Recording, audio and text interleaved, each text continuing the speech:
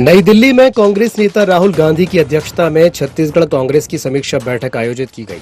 इस बैठक में प्रदेश कांग्रेस अध्यक्ष दीपक बैज, नेता प्रतिपक्ष डॉक्टर चरणदास महंत समेत पार्टी के कई वरिष्ठ नेता शामिल हुए। इस दौरान संगठन की कार्यप्रणाली, जन सरोकारों से जुड़े मुद्दों, आगामी राजनीतिक कार्यक्रमों और संगठन को बूथ स्तर तक मजबूत करने की रणनीति पर विस्तार से चर्चा की गई। दिल्ली में कांग्रेस हाईकमान की समीक्षा बैठक, राहुल गांधी की अध्यक्षता में हुई बैठक। दीपक बैज, डॉक्टर चरणदास महंत समेत कई नेता हुए शामिल। संगठनात्मक कामकाज की हुई समीक्षा, आगामी राजनीतिक कार्यक्रमों पर भी हुई चर्चा। वहीं बीजेपी कांग्रेस की बैठक पर निशाना साध रही है। बीजेपी विधायक अजय चंद्राकर ने कहा कि कांग्रेस पार्टी अपनी प्रासंगिकता खो चुकी है। उन्होंने तंज कसते हुए कहा कि दीपक बैज अपने राजनीतिक भविष्य को बचाने की कोशिश कर रहे हैं। बैठक को लेकर कांग्रेस के पूर्व पीसीसी चीफ धनेंद्र साहू ने कहा कि प्रदेश अध्यक्ष के कार्यकाल को लेकर फैसला पूरी तरह से हाईकमान का है। उन्होंने कहा कि संगठन सृजन के तहत हुई नियुक्तियों और पदाधिकारियों के कामकाज की समीक्षा होगी। समीक्षा के बाद गुण दोष के आधार पर हाईकमान ये तय करेगा और नई कार्यकारिणी जल्द घोषित की जा सकती है। कोई स्पंदन नहीं, कहीं कहीं छिटपुट है, तो प्रासंगिकता समाप्त है। 4 दिन हल्ला करें और पेपर में छपें इज इक्वल टू कांग्रेस। ये कांग्रेस का अंदरूनी मामला है, पर वो कुल मिला के दीपक बैज जी जान बचाने के लिए हम पर मार रहे हैं। पूरी तरह से हाईकमान का विषय है कि अध्यक्ष का कार्यकाल कितने अवधि तक के लिए या किन परिस्थितियों में बढ़ाई जाए, उन्हें लगातार रखी जाए। कार्यकारिणी का गठन भी पूरी तरह से ये हाईकमान का विषय है और हम लोग अपेक्षा करते हैं, उम्मीद करते हैं कि बहुत जल्दी कार्यकारिणी का भी गठन हो जाएगा। दिल्ली में हुई इस समीक्षा बैठक को कांग्रेस संगठनात्मक मजबूती और आगामी राजनीतिक रणनीति से जोड़ करके देख रही है। ऐसा माना जा रहा है कि बैठक में संगठन के प्रदर्शन, पदाधिकारियों की भूमिका और भविष्य की कार्य योजना पर विस्तार से चर्चा हुई है। वहीं बीजेपी इसे कांग्रेस की अंदरूनी चुनौतियों और नेतृत्व संकट से जोड़ करके सवाल उठा रही है। ऐसे में अब सबकी निगाहें हाईकमान के अगले फैसलों और छत्तीसगढ़ कांग्रेस में संभावित संगठनात्मक बदलावों पर टिकी हैं। रायपुर से गौरव सिंह की रिपोर्ट।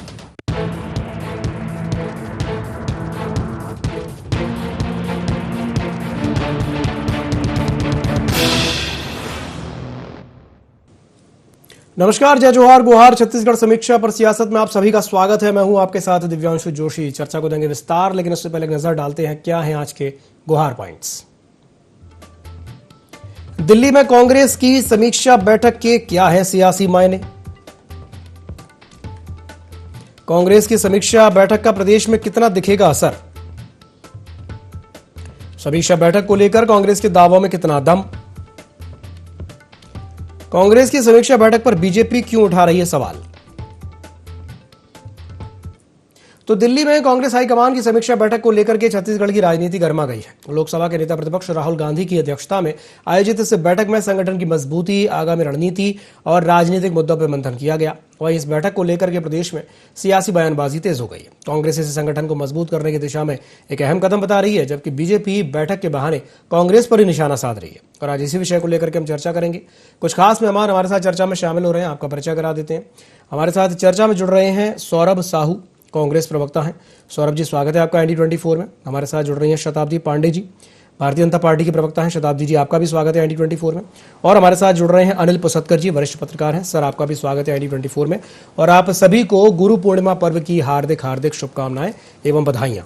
चलिए, शुरुआत में अनिल जी आपसे कर लेता हूँ। धन्यवाद जी। अनिल जी, ये जो बैठक हुई है दिल्ली में, क्या ये तय माना जाए कि हाँ भाई अब परिवर्तन में ज्यादा समय नहीं शेष बचा है? हालांकि भारतीय जनता पार्टी जिस तरीके से कांग्रेस पर निशाना साध रही है और वो जो कह रहे हैं कि नहीं भाई ये केवल संकट को बचाने की कवायद है, तो भाई संकट तो हमने कल ही देखा था डोंगरगढ़ में। भारतीय जनता पार्टी के 111 नेता और पदाधिकारियों ने एक साथ इस्तीफा दे दिया था। कैसे देखते हैं आप इसे, क्या कहेंगे अनिल जी?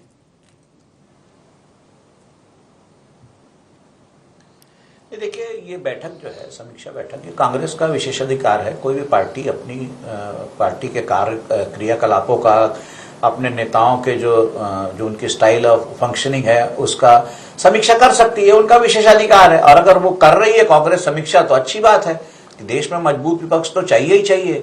लेकिन इससे पहले भी समीक्षा बैठक हुई, लेकिन उन समीक्षा बैठक का निचोड़ क्या हुआ? दूसरी बात, जो परिवर्तन की आप बात कर रहे हैं दिव्यांशु, ये तो हर बार जब भी दिल्ली में कुछ हरकत होती, छत्तीसगढ़ में हो जाता है कि नहीं अब यहाँ कुछ तो कुछ होगा, परिवर्तन होगा, परिवर्तन होगा। और दूसरी बात, परिवर्तन से ऐसा क्या हो जाएगा? अभी इलेक्शन तो है नहीं, इलेक्शन के लिए 2.5 साल बाकी है। अब 2.5 साल बाकी है, तो अगर आज परिवर्तन होता है कांग्रेस में, संगठन में, सरकार में तो है नहीं, तो सरकार का तो परिवर्तन का सवाल नहीं, संगठन है। अब संगठन में एक ही पद है जिसको बदलना है, वो तो दीपक बैज अपनी कार्यकारिणी पूरी नहीं कर पाए आज तक। तो अब ये बात आती है कि कांग्रेस की जो बैठक है उस पर भाजपा को क्यों कुछ कहना चाहिए? भाजपा को अपना घर देखना चाहिए, अपनी संगठन, अपनी मजबूती करना चाहिए। और ये जो समीक्षा बैठक है ये इसलिए महत्वपूर्ण है कि आने वाले 2.5 साल के बाद चुनाव है और कांग्रेस की जो जीत की संभावनाएं हैं वो अन्य प्रदेशों की तुलना में छत्तीसगढ़ में ज्यादा दिखती है, क्योंकि यहाँ पर उनकी संख्या बहुत है। कोई बहुत बड़े अंतर से यहाँ पे सरकार उनकी नहीं गई थी। भूपेश बघेल की ठीक ठाक प्रदर्शन था, अगर उनके मंत्रियों का प्रदर्शन ठीक रहता तो और क्लोज रहते। तो यहाँ संभावनाएं ज्यादा है, तो यहाँ पर उनको ध्यान देना ही पड़ेगा। और अगर ध्यान देने के लिए अगर वो समीक्षा कर रहे हैं, बात कर रहे हैं, परिवर्तन की बात कर रहे हैं, तो ये टोटली उनका इंटरनल मैटर है, इससे किसी को कोई लेना देना नहीं होना चाहिए। और ये बात तो बहुत महत्वपूर्ण है कि इस बैठक से या इस समीक्षा से कांग्रेस सीखते क्या है। समीक्षा बैठक लगातार हो रही है और कांग्रेस लगातार हार रही है, तो कांग्रेस को पहले इस बात की समीक्षा करना चाहिए कि कितनी बार समीक्षा बैठक करेंगे और उस समीक्षा बैठक के जो भी निचोड़ आते हैं उसका क्या होता है। भाई अधिवेशन हुआ, आपने संगठन के लिए नया अभियान चलाया कि नहीं हम संगठन को नया खड़ा कर पाएंगे। यहाँ तो छत्तीसगढ़ में संगठन बन ही नहीं पाया, तो ये उनका अपना विशेषाधिकार है। अगर वो कर रहे हैं बैठक तो अच्छी बात करें। चलिए शताब्दी जी, अनिल जी कह रहे हैं कि भाई ये तो कांग्रेस का इंटरनल मैटर है, भारतीय जनता पार्टी को क्यों इस पर कमेंट करने की जरूरत है, क्या कहेंगे आप? नहीं देखिए, नमस्कार दिव्यांशु जी और अनिल जी, सौरभ जी, सभी को। देखिए ऐसा है दिव्यांशु जी कि कोई भी एक राजनीतिक पार्टी में अगर कुछ भी हलचल होती है, किसी प्रकार की कोई गतिविधि होती है, निश्चित रूप से जो अन्य राजनीतिक पार्टियां हैं उनकी तरफ से उसकी प्रतिक्रिया होती है और ये एक सामान्य राजनीतिक क्रियाकलाप है। लेकिन इसके अंतर्गत हमारे पार्टी के तरफ से जो हमारे वरिष्ठ जनों ने कहा या हम भी जो आज यहाँ पर कहेंगे वो ये है कि कांग्रेस के अंदर एक बहुत बड़ी समस्या इन दिनों देखने में आ रही है। एक तो ये कि हम देखते हैं कि राष्ट्रीय स्तर पर तो धीरे धीरे सभी राज्यों से इनकी छुट्टी होते जा रही है, कांग्रेस मुक्त देश होते जा रहा है। लेकिन छत्तीसगढ़ में हम देख रहे हैं कि जिस प्रकार से जनता ने इनको जवाब दे दिया था और अब ये जो केंद्र में जाकर के बार बार दिल्ली में जाके हाई कमान के सामने अपनी ये हाजिरी लगाते हैं, ये हाजिरी मुझे ऐसा लगता है कि केवल और केवल हार की जिम्मेदारी किसके ऊपर थोपी जाए इसको लेकर होती है। अभी तक इतना समय गुजर चुका है, अपनी वर्किंग कमेटी को तो पूरा कर नहीं पाए हैं, तो इनको आत्ममंथन करने की निश्चित रूप से आवश्यकता है। और कहीं ना कहीं मुझे ऐसा लगता है कि जो गुटबाजी है कांग्रेस में, इस गुटबाजी को कम करने के लिए, खत्म करने के लिए हर बार इनको इनके जो भी शीर्ष नेतृत्व के लोग आते हैं वो हिदायत देते हैं। वहीं दूसरी ओर आज एक बहुत ही मैं कहूंगी कि जिसकी निंदा की जानी चाहिए, जिस हाई कमान के पास ये दौड़ दौड़ कर जाते हैं, उन्होंने एक असंसदीय, अमर्यादित अपना प्रस्तुतिकरण किया है संसद में हमेशा की तरह, और जिस शब्दावली का प्रयोग किया है, क्या ये वो सीखने के लिए जाते हैं? और छत्तीसगढ़ की जनता देख रही है कि ये क्या सीखते हैं, क्या बोलते हैं। संसद से लेकर छत्तीसगढ़ की एक एक सड़कों तक इनका व्यवहार क्या है, और ये कितना भी हाई कमान के जाके पैर पकड़ ले, ये वही सीख कर आएंगे जो इनका हाई कमान वहां कर रहा है। तो इस प्रकार की व्यवस्था कांग्रेस की यहाँ पर देख रही है जनता ने पहले भी इनको जवाब दे दिया है। जनता अब ये बर्दाश्त नहीं करेगी असंसदीय, अमर्यादित व्यवहार और भाषण, और ठीकरा दूसरों पर फोड़ना, गलती खुद करना, और एक भी जनता के हित के निर्णय लेने नहीं देना, उसमें रुकावट बनना। क्या यही सीखने के लिए जाते हैं ये दिल्ली में बार बार? अच्छा शताब्दी जी, ये छत्तीसगढ़ की जनता जी अभी आपने जैसे जब आप बोलना शुरू कर रही थी, आपने कहा कि देश जो है कांग्रेस मुक्त होता जा रहा है, कांग्रेस के साथ बड़ी दिक्कत है। देश तो कांग्रेस मुक्त होता जा रहा है, लेकिन भारतीय जनता पार्टी कांग्रेस युक्त होती जा रही है, क्योंकि कांग्रेस के जो नेता है वो छोड़ छोड़ के आपकी पार्टी में आते जा रहे हैं एक एक करके। भाई ये भी तो है ना। जी। तो ये तो एक लोकतांत्रिक प्रक्रिया है दिव्यांशु जी, हर किसी को ये तो बहुत अच्छी बात है कि उनको भारतीय जनता पार्टी में आना सुहारा है। आज आपने बात निकाली है तो एक मैं आपको उदाहरण बता दूं कि जब हमारा अभी पंडित दीनदयाल उपाध्याय प्रशिक्षण महाअभियान चल रहा था जी। तो ऐसे ऐसे लोग, अनिल जी, ऐसे ऐसे लोग जो कांग्रेस से छोड़कर भारतीय जनता पार्टी में आए हैं वो आश्चर्यचकित थे, अभिभूत थे कि इस प्रकार के विषयों पर भी संगठन में चिंतन मनन होता है, मंथन होता है, प्रशिक्षण होता है। हमने तो कांग्रेस में कभी नहीं देखा, केवल हमने लूट खसोट खींच तान गुटबाजी, इसकी टांग उसकी टांग खींचो, इसको चमचा इसको स्लीपर सेल बोलो, यही देखा है। तो ये बहुत बड़ी बात है कि जो लोगों का मन परिवर्तन हो रहा है, जिनका विचार परिवर्तन हो रहा है, वो भारतीय जनता पार्टी जैसे संस्कारित संगठन के साथ जुड़कर राष्ट्र की सेवा में अपना कुछ समर्पण करना चाहते हैं। क्योंकि जो भी व्यक्ति राजनीति में आता है वो यही सोचता है कि मैं अपने राजनीतिक पद के माध्यम से राष्ट्र की कुछ सेवा कर सकूं। लेकिन कांग्रेस, जो पहले की कांग्रेस थी और आज की कांग्रेस में आप देख लीजिए, तथाकथित आधुनिक गांधी बाबा क्या कर रहे हैं ये आप देख लीजिए, कितनी अमर्यादित भाषा और अमर्यादित अपना व्यवहार पेश कर रहे हैं, इसको देख लीजिए। कभी संसद में डमरू बजाते हैं, कभी कहानी सुनाते हैं, कभी इडियट बोलते हैं, कभी कुछ बोलते हैं। ये बहुत ही, मैं कहूंगी कि निंदनीय है। ठीक है सौरभ जी, आपकी प्रतिक्रिया चाहेंगे भाई, भाषा पे आपत्ति है, भाषा और शब्दावली पे क्या कहेंगे सौरभ जी? देखिए दिव्यांशु जी, निश्चित रूप से यहाँ पर जो वरिष्ठ पत्रकार महोदय ने अपने पूर्व वक्तव्य में कहा, मैं उस बात से सहमत हूं कि जो कांग्रेस की जो बैठक है और जो समीक्षाएं हैं वो हमारा विशेषाधिकार है।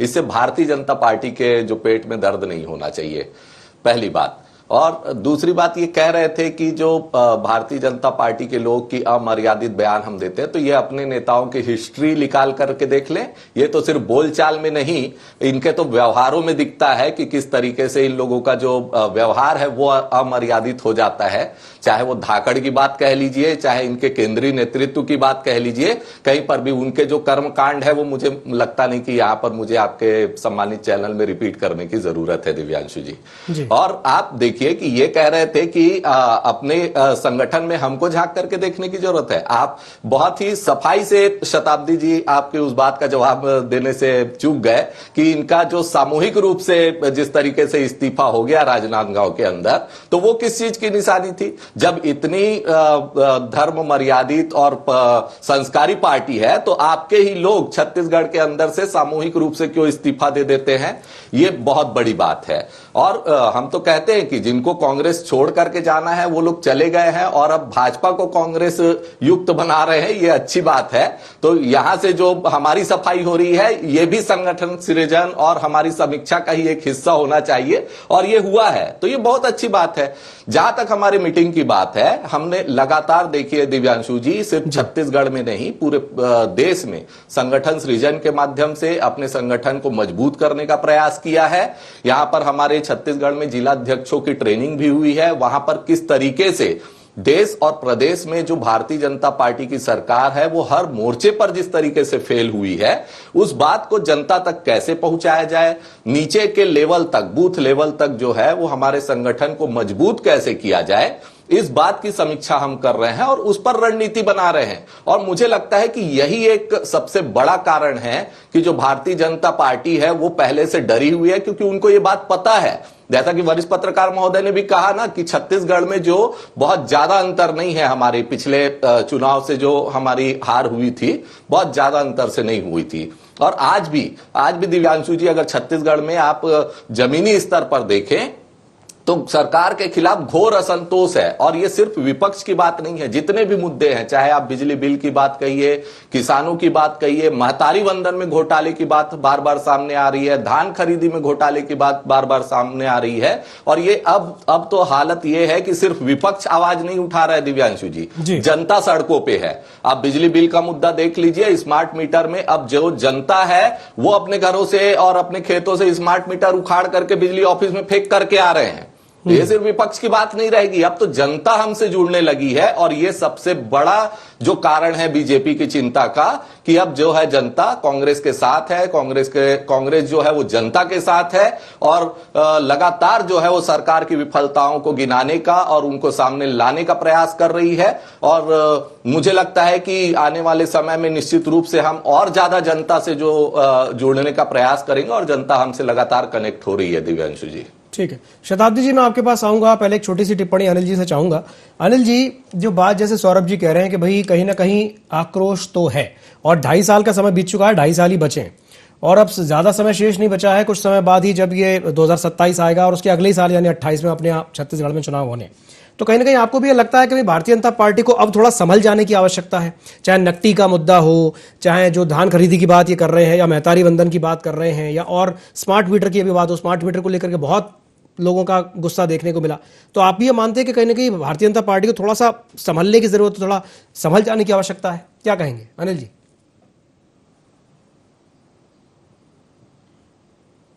नहीं, देखिए दिव्यांशु, ये बात जरूर है कि बहुत सारे इश्यूज हैं फील्ड में और जनता के बीच में नाराजगी है, इससे कोई शक नहीं।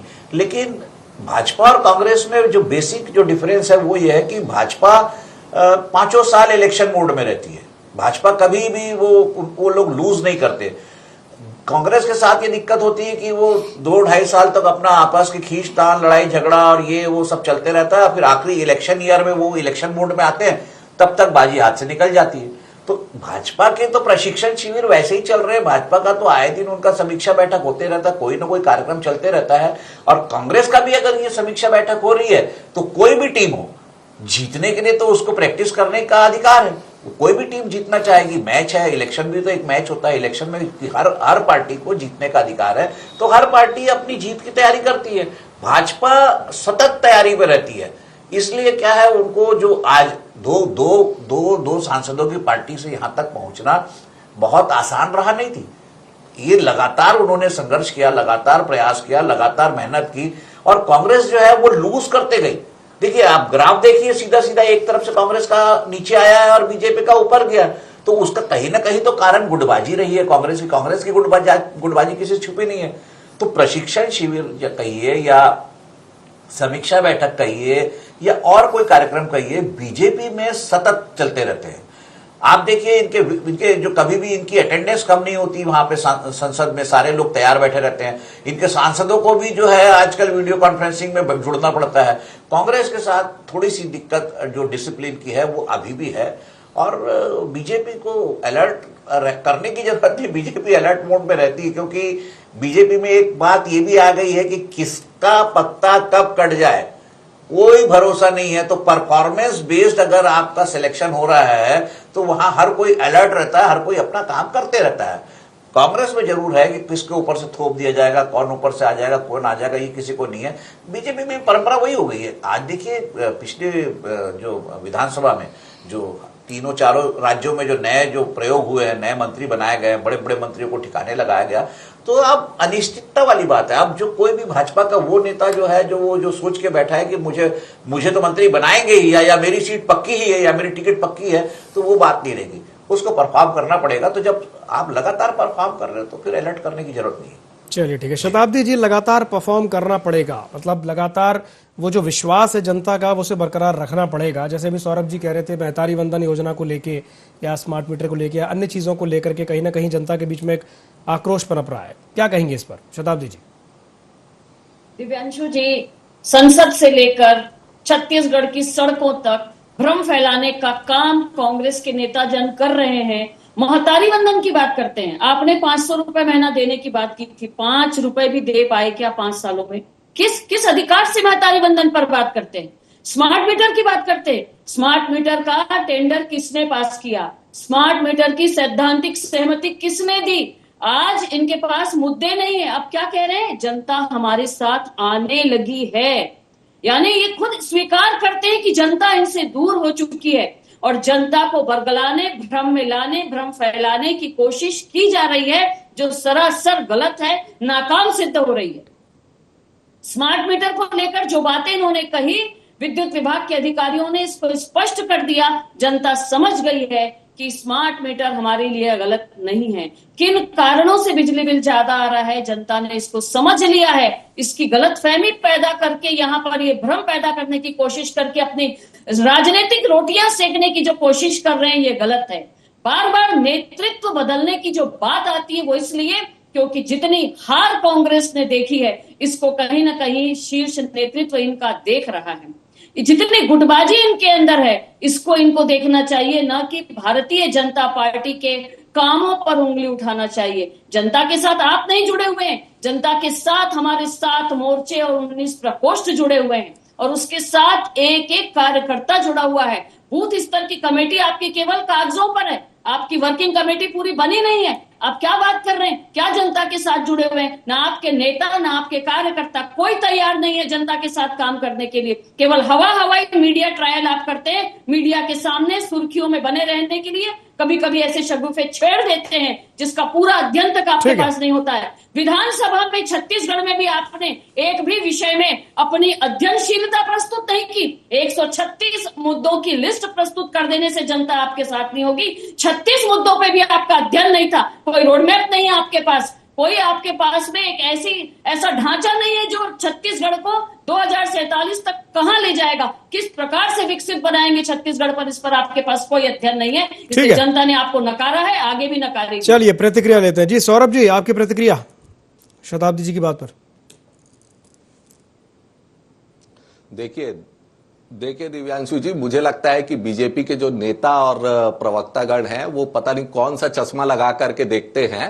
पूरा देश और प्रदेश के अंदर अगर ये आंख खोल करके देखेंगे तो जनता ही सड़कों पे है। आप देश में अगर देखिए तो आज जंतर मंतर की भी बस छोटा सा एग्जांपल लेते हैं अपन दिव्यांशु जी, वहां पर पूरी की पूरी देश की युवा पीढ़ी, जेन जी और उनके पेरेंट्स थे, वो जनता नहीं थे क्या? तो इनके जो है कारनामे इस तरीके के हैं कि पूरे के पूरे देश को ये सड़कों पर ले आए हैं। और यहां भी आप छत्तीसगढ़ में देख लीजिए, पूरे प्रदेश का वही हाल है। चाहे मैंने स्मार्ट मीटर की बात की, पता नहीं शताब्दी जी कौन से अधिकारियों की बात करती हैं, लगातार जो है, मैंने तो बताया ना, कवर्धा की बात है, आप जाकर के वेरीफाई करिए कि बिजली ऑफिस में जो स्मार्ट मीटर है उखाड़ करके आपके मुंह पर फेंक करके आए हैं जो जनता है उन्होंने। और लगातार आप यहाँ पर देख लीजिए जो जिस तरीके से जो आपके खुद के कर्मचारी हैं, बिजली विभाग के जो रीडर है, वो आपके खिलाफ आज प्रदर्शन कर रहे हैं। डीएड के अभ्यर्थी जो है वो लगातार प्रदर्शन कर रहे हैं। आप किस मुंह से कहते हैं कि जनता आपके साथ है? लगातार हम तो कह रहे हैं जो विपक्ष है वो तो अपनी भूमिका निभा ही रहा है, जहां उसको प्रदर्शन करना है वो कर ही रहा है, लेकिन उसके बावजूद आप देख लीजिए कि जनता जो है वो सड़कों पर है। बस आपको आंख खोल करके देखने की जरूरत है। आपने सुशासन तिहार मनाया, सुशासन तिहार के ही आप देख लीजिए शिकायतों को कि किस तरीके से लगातार जो जनता है वो आपके सामने अपना आक्रोश व्यक्त करती रही और आप उसमें सॉल्यूशन देने में बिल्कुल नाकाम रहे।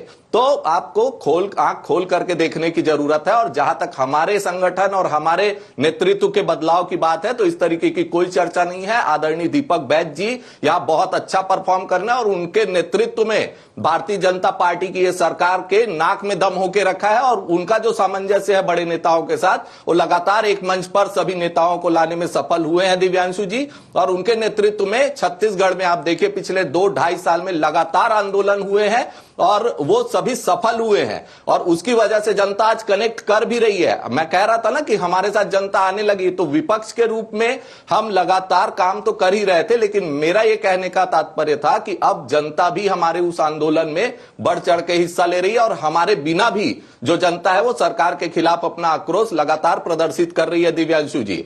तो ये जो बात है अब वो सीधे जनता से जुड़ गई है और इनका जो फेलियर है वो जनता को समझ में आ गया और मुझे लगता है कि आने वाले जो चुनाव में इनको उसका रिजल्ट बहुत अच्छे से देखने को मिलेगा। चलिए ठीक है। अनिल जी के पास जाना चाहूंगा। अनिल जी, आपकी एक अंतिम टिप्पणी हो जाए, उसके बाद चर्चा को समाप्त करेंगे। एक छोटी सी सारगर्म टिप्पणी आपकी तरफ से। जी अनिल जी।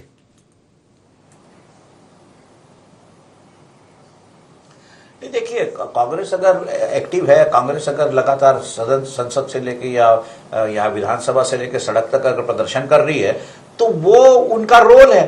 डेमोक्रेसी में उनको अपोजिशन का जो रोल मिला है वो अगर उसको भी नहीं निभाएंगे तो फिर जनता के पास किस मुंह से जाएंगे। सरकार का काम है डिफेंड करना। शताब्दी अगर सरकार के कामों को डिफेंड कर रही है तो वो उनकी ड्यूटी है, लेकिन अपोजिशन अगर सड़क पे नहीं रहेगा, अपोजिशन अगर संघर्ष नहीं करेगा, अपोजिशन अगर इश्यूज नहीं उठाएगा तो फिर वो अपोजिशन के लायक भी नहीं रहेगा।